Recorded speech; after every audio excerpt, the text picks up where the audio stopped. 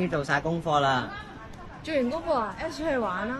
好啊，但係我有個喺英國嚟嘅親戚諗住去我屋企度品嚐澳門嘅道地美食，但係佢又對海鮮過敏，又對水果過敏，點算啊？呢個雖然我幫唔到你，不過你可以試下用 AI。哦，好啊。咪住，唔好咁快用 AI 先。你用 AI 之前，我同你講一下 AI 嘅原理啦。哦，好啊。近幾年，人工智能技術同應用飛速發展，喺我哋生活同工作中都得到大量嘅普及同應用。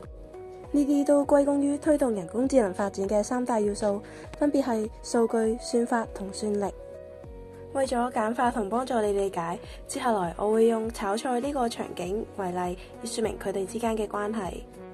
大數據相當於炒菜需要嘅食材，雲計算力就相當於炒菜需要嘅煤氣、電力、柴火。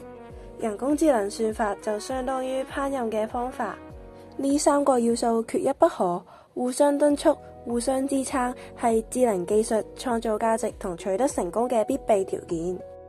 數據對於人工智能就如食材對於美味菜肴，人工智能嘅智能都運行喺大數據中。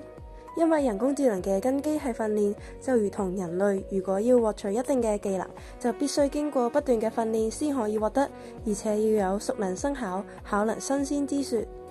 算法對於人工智能就係廚師同美味菜肴嘅關係。算法係實現人工智能嘅根本途徑，係挖掘數據智能嘅有效方法。算力則係計算能力，算力對於人工智能如同廚房嘅煤氣、電力、柴火對於美味佳肴一樣。有咗大數據同算法之後，需要進行訓練，不斷地訓練。算力為人工智能提供咗基本嘅計算能力嘅支撐，本質係一種基礎設施嘅支撐。隨住移動互聯網嘅生活化普及，促進咗 AI 發展、大數據產生。大數據同深度學習等算法嘅相見合璧，再配合摩爾定律下嘅算力，快速提升一大數據、算力、算法作為輸入，從技術角度推動咗人工智能嘅發展。咁咩又係摩爾定律呢？摩爾定律係半導體芯片上嘅晶體管數量約每2年翻倍，帶來芯片性能提升、成本降低，推動咗電子產品嘅升級。摩爾定律從技術層面上推動咗人工智能嘅發展。畢竟，人工智能唯有喺真實場景中落地應用，輸出價值，先可以真正體現佢實際嘅意義。人工智能發展到而家都係一個被大數據餵養起嚟嘅小怪獸，而且喺深度學習算法冇明顯突破嘅情況下，人工智能實現自我學習能力睇起嚟仲係遙遙無期。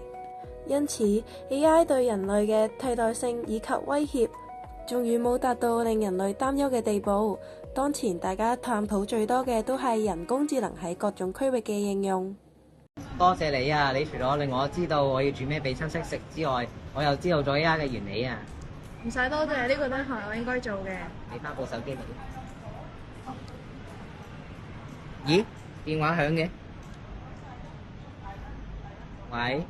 哦，係4點。哦，機場 OK。哦，好。拜拜。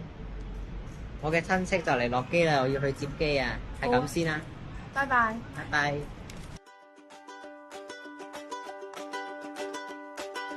Windows down, the air feels free. Maps crumple, lost in